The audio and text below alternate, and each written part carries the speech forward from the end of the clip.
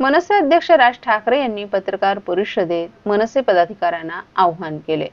ज्या ज्या शाळा आहेत त्या शाळांमध्ये मराठी भाषा ही सक्तीची असायला हवी असं त्यांनी पदाधिकाऱ्यांना आवाहन केले। यामुळेच आता मनसेचे पदाधिकारी विविध शाळांना भेटी देत आहेत।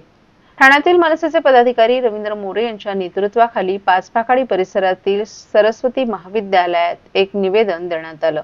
यामध्ये हिंदी भाषा ही लहानपणापासूनच मुलांच्या डोक्यात टाकू नका असा देखील इशारा देण्यात आलाय। विशेष म्हणजे भाजपच्या वतीनं प्रचार केला जातो असा आरोप देखील रवींद्र मोरे यांनी केला आहे।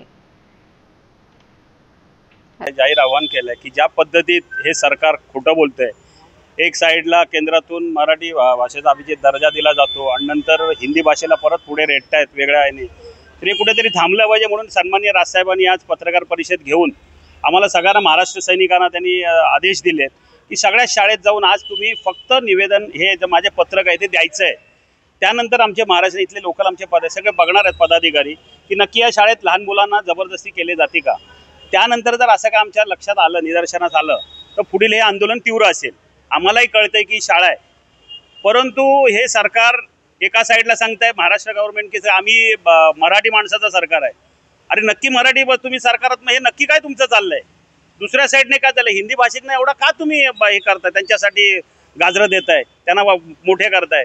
आपण मराठी आहोत आणि मराठी भाषा आपण टिकवली पाहिजे। त्यासाठी साहेबांनी जे जाहीर आव्हान केलं नागरिकांना, त्याला आत्ताच आम्हाला लोकांचे फोन येतात। आता आम्ही जिथे गेलो होतो तिथे लिफ्टमध्ये काही मराठी परिवार भेटले, तर खरोखर दुर्दैव वाटतं की आम्ही महाराष्ट्रात राहतोय, की मराठी आमच्या महाराष्ट्रात राहून मराठीसाठी आम्हाला झगडावं लागतंय। राजसाहेबांनी जो विषय उचललाय, जो आम्ही सोबत राजसाहेबांच्या सोबतच आहोत।